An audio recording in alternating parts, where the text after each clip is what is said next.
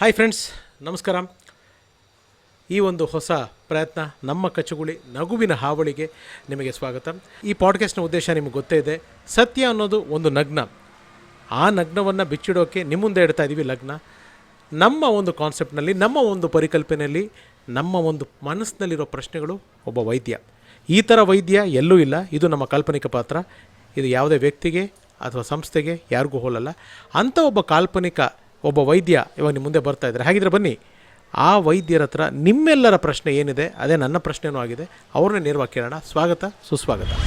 Hello, ಇದು ಹೊಟ್ಟೆ ಹೊರ್ಕೊಳ್ಳೋರಿಗೆ ಅಲ್ಲ, ಸಂತೋಷಪಟ್ಟು ನಗೋರಿಗೆ ಮಾತ್ರ.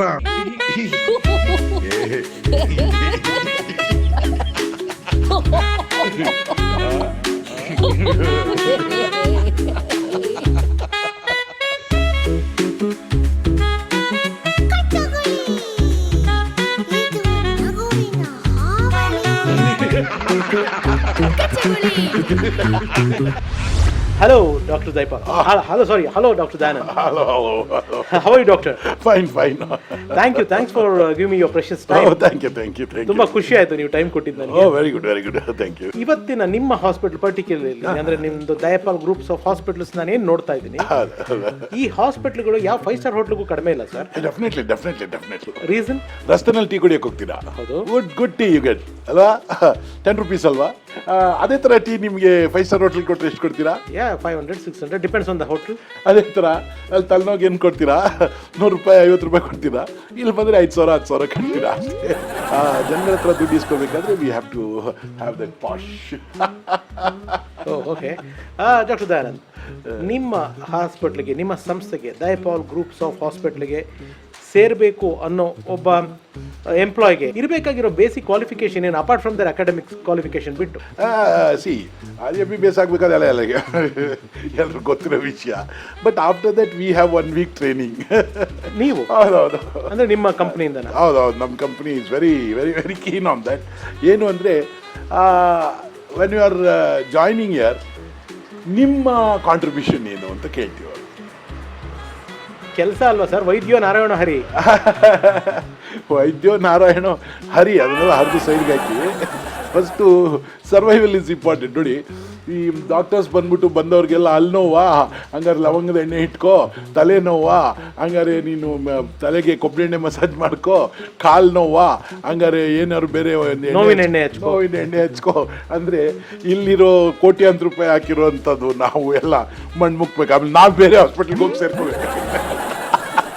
ಅದಕ್ಕೆ ವಾಟ್ ವಿ ಸೇ ಇಸ್, ಬಂದ ತಕ್ಷಣ ನಮ್ಮಲ್ಲಿ ಸ್ಕ್ಯಾನಿಂಗ್ ಇದೆ. ಆ ಸ್ಕ್ಯಾನಿಂಗಲ್ಲಿ ನಿಮ್ಮ ಕ್ರೆಡಿಟ್ ಕಾರ್ಡು ಸ್ಕ್ಯಾನ್ ಆಗಿಬಿಡುತ್ತೆ, ನಿಮ್ಮ ಪರ್ಸು ಸ್ಕ್ಯಾನ್ ಆಗಿಬಿಡುತ್ತೆ. ಅದರಲ್ಲೇ ಗೊತ್ತಾಗುತ್ತೆ ನಿಮ್ಮ ಕೆಪಾಸಿಟಿ ಎಷ್ಟಿದೆ ಕಟ್ಟಕ್ಕೆ ಅಂತ. ಆಮೇಲೆ ನಿಮ್ಮ ಇನ್ಶೂರೆನ್ಸ್ ಎಷ್ಟಕ್ಕಿದೆ, ಅದ್ರ ಮೇಲೆ ಟ್ರೀಟ್ಮೆಂಟ್ ಆಗಬೇಕು. ರೋಗದ ಮೇಲೆಲ್ಲ ಟ್ರೀಟ್ಮೆಂಟ್ ಮಾಡಿದ್ರೆ ಆಗಲ್ಲ, ಪಾಪ ಅವ್ರು ಕಷ್ಟ ಆಗುತ್ತೆ.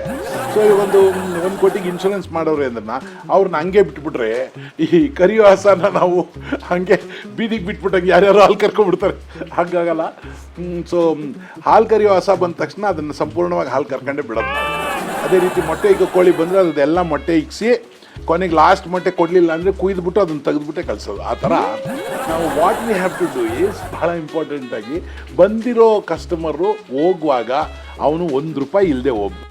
ತೊಂದರೆ ಇರಬಾರ್ದು. ಅಂದರೆ ರೋಗ ಅಲ್ಲ, ಜೋಬಲ್ಲಿ 1 ರೂಪಾಯಿನೂ ಇಲ್ಲದೆ ಹೋಗಬೇಕು, ದೇಹದಲ್ಲಿ ರೋಗ ಇಲ್ಲದೆ ಹೋಗ್ಬೇಕು ಅಂತ ಹೇಳಲ್ಲ. ಒಂದು ಸತಿ ಬಂದಮೇಲೆ ನಮ್ಮ ಹಾಸ್ಪಿಟ್ಲಿಗೆ ಪರ್ಮನೆಂಟ್ ಕಸ್ಟಮರ್ ಅವರು, ಅದು ಹೋಗಲ್ಲ, ಅವರು ಇಲ್ಲೇ ಬರ್ತಿರ್ತಾರೆ.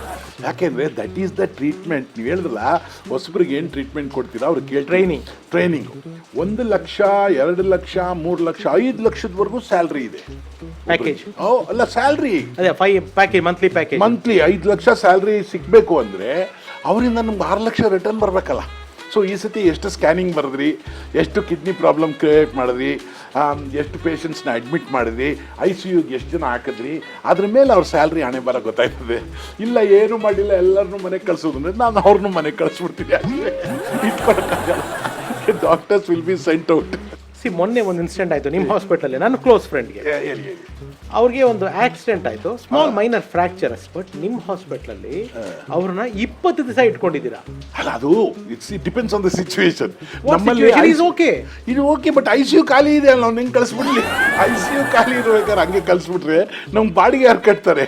ಸೊ ನಾವು ಕೆಲವು ಟೈಮ್ನಲ್ಲಿ ಡಾಕ್ಟರ್ಸ್ನ ಕಳಿಸ್ತೀವಿ, ಹೋಗ್ಬಿಟ್ಟು ಕರ್ಕೊಂಬನ್ನಿ ಯಾರ್ದವ್ರು ಅಂತ. ಇನ್ನು ಸ್ವಲ್ಪ ದಿನ ಇರಿ, ನಾವು we are going to have a new plan, door to door ಅಂತ. ಅಂದರೆ ಇವಾಗ ನೋಡಿ, ಇಲ್ಲಿ ಯಾರ್ರಿ ಅಲ್ಯೂಮಿನಿಯಂ ಪಾತ್ರೆ, ಸ್ಟೀಲ್ ಪಾತ್ರೆ, ಬಟ್ಟೆ ಅಂತ ಬರಲ್ವಾ, ನೈಟಿ ಬೇಕಾ, ಇದು ಪ್ಯಾಂಟಿಗೆ ಜಿಪ್ ಹಾಕ್ತೀವಿ ಅಂತ ಬರಲ್ವಾ, ಅದೇ ರೀತಿ ಯಾರಿಗ್ರಿ ತಲೆನೋವು, ಹೊಟ್ಟೆ ನೋವು, ಮೈ ನೋವು, ಪ್ಲೀಸ್ ಬನ್ನಿ ಬನ್ನಿ ಬನ್ನಿ ಅಂತ ಕರ್ಕೊಂಬರೋರ್ಗೆ ಎಷ್ಟು ದುಡ್ಡು ಅಂತ ಕೊಡ್ತೀವಿ.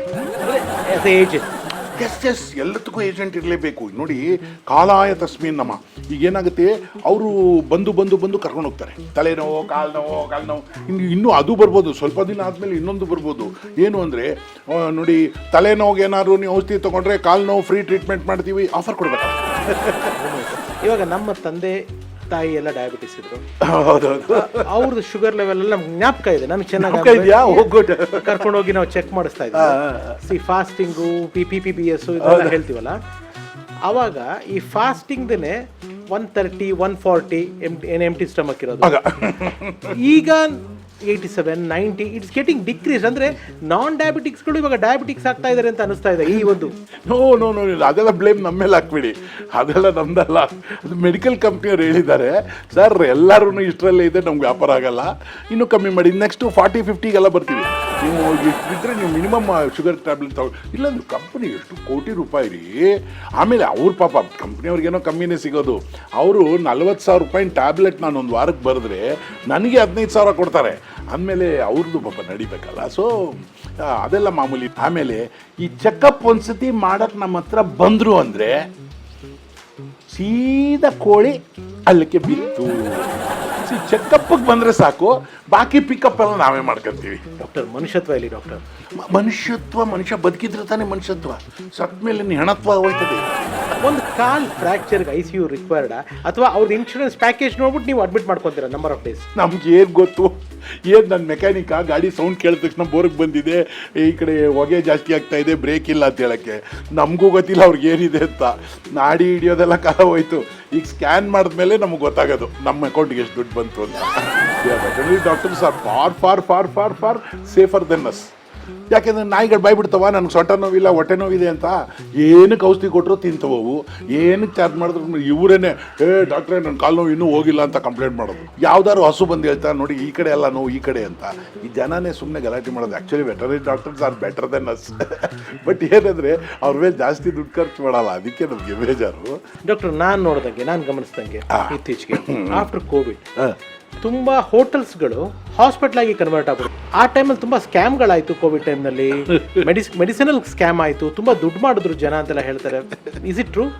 ಎಸ್ ಸಂತೆನಲ್ಲೇ ವ್ಯಾಪಾರ ಆಗೋದು ಒಂದು. ಆಮೇಲೆ ಯಾವಾಗ ಜನಗಳು ಬಾಯಿ ಬಿಡ್ತಾರೋ ಆವಾಗನೇ ನಾವಲ್ಲಿ ಭತ್ತ ಸಾಕಬೇಕು ಅವ್ರಿಗೆ.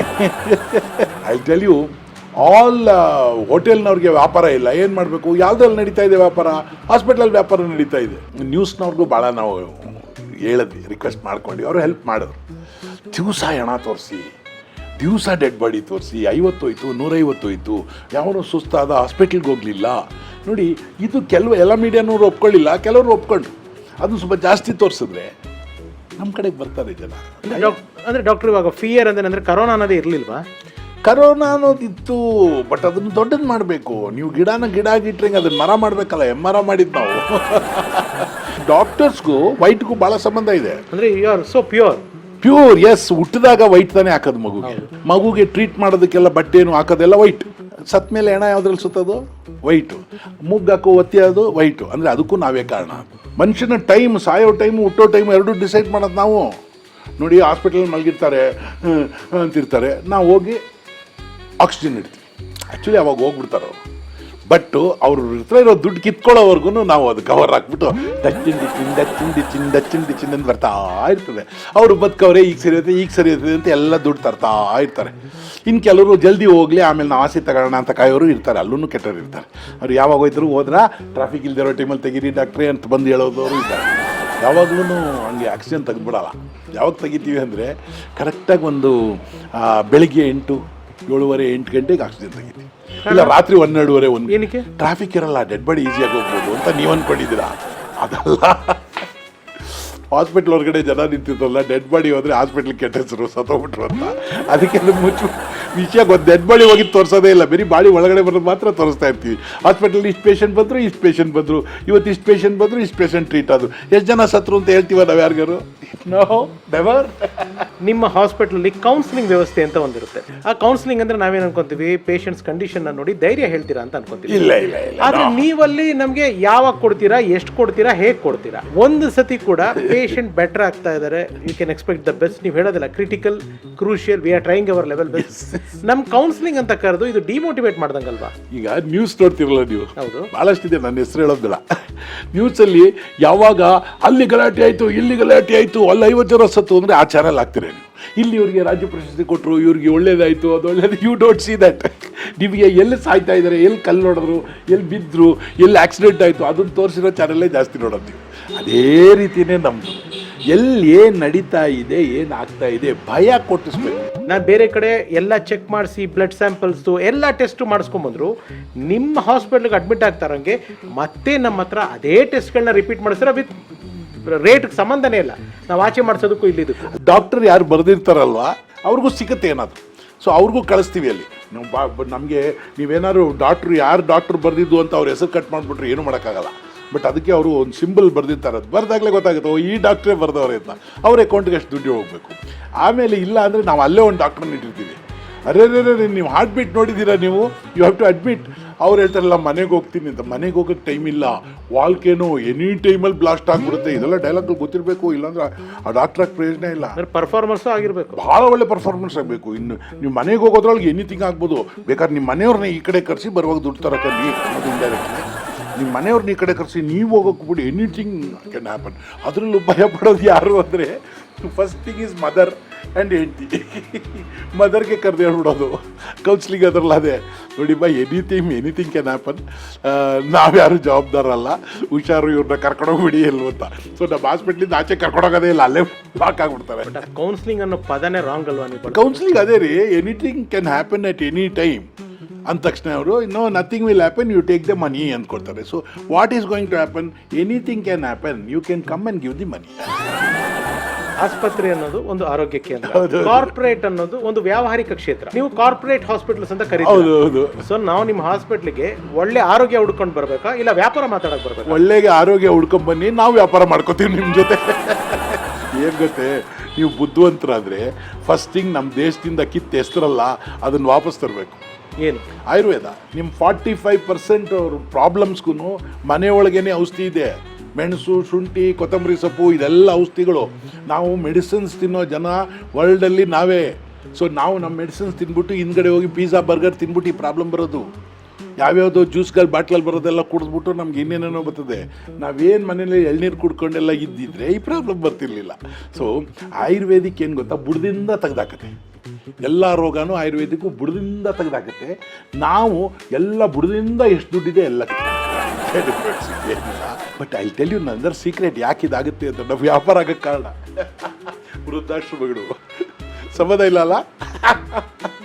ನಿಮ್ಮ ಮನೇಲಿರೋ ಅಜ್ಜಿನ, ತಂದೆನ, ತಾತನ ವೃದ್ಧಾಶ್ರಮಕ್ಕೆ ಹಾಕ್ಬಿಡ್ತೀರಾ.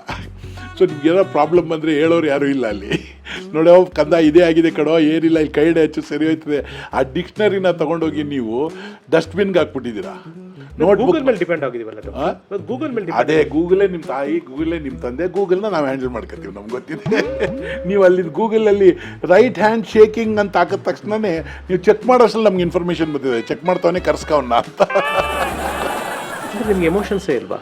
ಅಯ್ಯೋ, ಮೋಷನ್ಗೂ ದುಡ್ಡು ತಗೋತಾರೆ ಇಲ್ಲಿ. ಎಮೋಷನ್ ಎಲ್ಲಿ? ಒಳ್ಳೆ ಚೆನ್ನಾಗಿ ಮೋಷನ್ ಟೆಸ್ಟ್ಗೂ ದುಡ್ಡು ಇಸ್ಕೊತೀವಿ ನಾವು.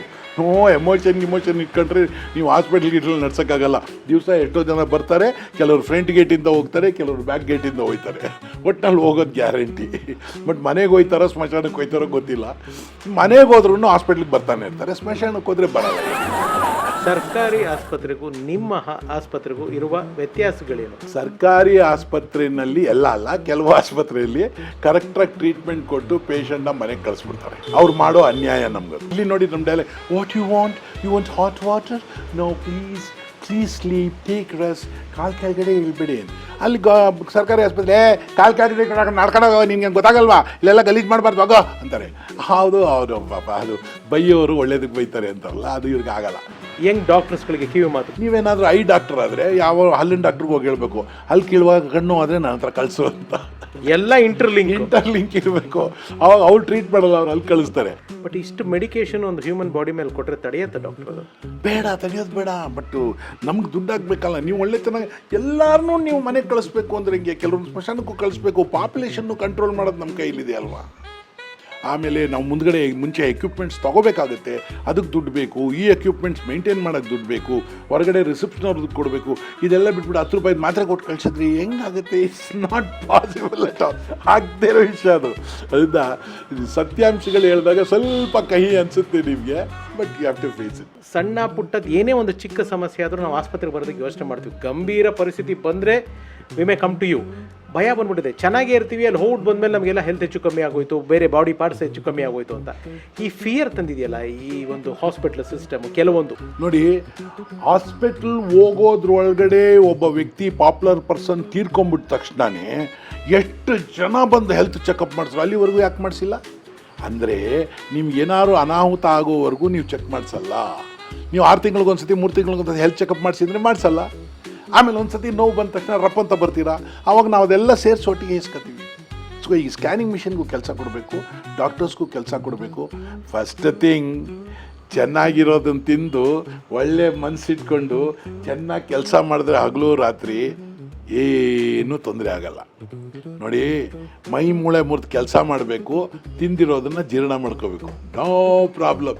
ಅದು ಎರಡೂ ಇಲ್ಲ. ಇನ್ಕಮಿಂಗ್ ಔಟ್ಗೋಯಿಂಗ್ ಇಲ್ವೋ ಇದು ಒಟ್ಟು ಟೇಸ್ಟ್ ಬೇಕು. ನಾಲ್ಗೆ ರುಚಿ ಮಾತ್ರ ನೋಡ್ಕೊಂಡು ನಮ್ಮ ಹತ್ರ ಬರ್ತಾರೆ. ಏನು ಮಾಡೋಕ್ಕಾಗಲ್ಲ. See, these people will suffer until you don't know what to eat, when to eat and how to eat. ನಿಮ್ಗೊಂದು ಮಾತು ಹೇಳ್ತೀನಿ, ಫಸ್ಟಲ್ಲಿ ಹೇಳ್ತೀನಿ.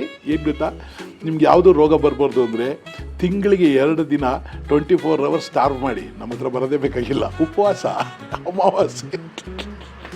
ಬಟ್ ಅದೆಲ್ಲ ಯಾರು ಮಾಡಲ್ಲ. ಹೇಳಿದ್ರೆ ಮಧ್ಯಾಹ್ನದವರೆಗೂ ಸುಮ್ಮನಿರ್ತಾರೆ. ಮಧ್ಯಾಹ್ನ ಆದ ತಕ್ಷಣ ಮಸಾಲೆ ವಡೆ ವಾಸನೆ ಕೇಳಿದ ತಕ್ಷಣ ಓಡೋಗ್ಬಿಡ್ತಾರೆ. Okay, finally before winding the show, ಹೇಳಿ, ಏನು ಟಿಪ್ಸ್ ಕೊಡೋದಕ್ಕೆ ಇಷ್ಟಪಡ್ತೀರಾ ಜನಗಳಿಗೆ? ಮನೆಗೆ ಒಂದು 10 ಜನ ಬರ್ತಾರೆ. ಹೌದು. 5 ಜನ ವಾಪಸ್ ಹೋದ್ರೆ ಇನ್ನು 5 ಜನ ಅಲ್ಲೇ ಉಳ್ಕೊಂಡ್ಬಿಡ್ತಾರಲ್ಲ. ಹೌದು, ಅವರೇ ರೋಗ. 10 ಜನ ಬಂದರೆ 10 ಜನನು ಮನೆಯಿಂದ ಖಾಲಿ ಹೋದರೆ ಮನೆ ಕ್ಲೀನಾಗಿರ್ತದೆ. ನೀವು ಮನೆಯಲ್ಲಿ ಒಂದು ಇಬ್ಬರನ್ನ ಮಂಚದ ಕೆಳಗಡೆ ಇಟ್ಕೊಂಡ್ಬಿಟ್ರೆ ಏನಾಗುತ್ತೆ, ಅವ್ರು ಅಲ್ಲೇ ಇದ್ದಾಗ ಮನೆಯಲ್ಲಿ ಎಲ್ಲ ಕಳ್ತನಗಳಾಗುತ್ತೆ, ವಸ್ತುಗಳು ಹೋಗುತ್ತೆ, ಎಲ್ಲ ಹೋಗುತ್ತೆ, ಏನೇನೋ ಆಗುತ್ತೆ. Be with the nature, your future will be ಚೆನ್ನಾಗಿರುತ್ತೆ. Not with the nature, I am your future. So ನಿಮ್ಮ ಥರ ಡಾಕ್ಟ್ರು ಯಾರೂ ಇಲ್ಲ? ಇಲ್ಲ, ನಂತರ ಯಾರೂ ಇಲ್ಲ. ಯಾರು ಇದ್ದರೆ ನಾನೀಗ ಹೋಗ್ತೀನಿ, ಅಥವಾ ನೀವು ಹೋಗ್ಬಿಡಿ. ಈ ಸಮಾಜ ಕ್ಲೀನಾಗಿರ್ಬೇಕು ಯಾವತ್ತು. ಡೈಪಾಲ್ ಗ್ರೂಪ್ಸ್ ಆಫ್ ಹಾಸ್ಪಿಟಲ್ನ MD ಇಷ್ಟೊತ್ತು ಸಮಯ ಕೊಟ್ಟು ಸಾಕಷ್ಟು ವಿಚಾರಗಳನ್ನ, ಕಟ್ಟು ಸತ್ಯಗಳನ್ನ ತಿಳಿಸ್ಕೊಟ್ರು. ನಮ್ಮ ಈ ಪ್ರೋಗ್ರಾಮ್ನ, ಈ ಪಾಡ್ಕಾಸ್ಟ್ನ ಉದ್ದೇಶನೂ ಅಷ್ಟೇ. ಏನಂತಂದರೆ, ಸತ್ಯ ಅನ್ನೋದು ನಗ್ನ, ಅದನ್ನು ಬಿಚ್ಚಿಡೋಕ್ಕೆ ನಾವೆಲ್ಲ ಸೇರಿ ಇಡ್ತಾ ಇದ್ದೀವಿ ಲಗ್ನ. ನಿಮ್ಮ ಈ ರಘುರಾಮ್ ಈ ಕಾರ್ಯಕ್ರಮ ಮಾಡಬೇಕಾದ್ರೂ ಮುಖಕ್ಕೆ ಬಣ್ಣ ಹಚ್ಚಲ್ಲ, ಬಣ್ಣದ ಮಾತಾಡಲ್ಲ. ಆದರೆ ಇಂಥ ಕಲ್ಪನೆಯ ಪಾತ್ರಗಳನ್ನ, ಸತ್ಯದ ಪಾತ್ರಗಳನ್ನ ನಿಮ್ಮ ಮುಂದೆ ಕರ್ಕೊಂಬರೋದು ಮರೆಯಲ್ಲ ಅಂತ ಹೇಳ್ತಾ ಇದ್ದೀವಿ. ಭಾರತ ದೇಶದಲ್ಲಿ ಆರೋಗ್ಯವಾಗಿರಬೇಕಾದ್ರೆ ಆಯುರ್ವೇದನ ಉಳಿಸಿ, ನೀವು ಉಳಿತೀರಿ. ನಮ್ಮ ಪ್ರಕೃತಿ ಚಿಕಿತ್ಸೆಗಳನ್ನ ಉಳಿಸಿ, ನೀವು ಉಳಿತೀರಿ. Thank you.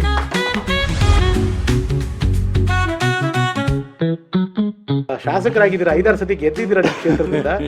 ನಿಮ್ಮ ಎಜುಕೇಶನಲ್ ಕ್ವಾಲಿಫಿಕೇಶನ್ ಏನು? ಜನನೇ ಕೇಳಲಿಲ್ಲ, ಗೆಲ್ಲಿಸ್ಬೇಕಾದ್ರೆ ನೀವು ಕೇಳ್ತಾ ಇದ್ದೀರಾ? ಅಲ್ಲ, ಕೇಳಬೇಕಲ್ವಾ?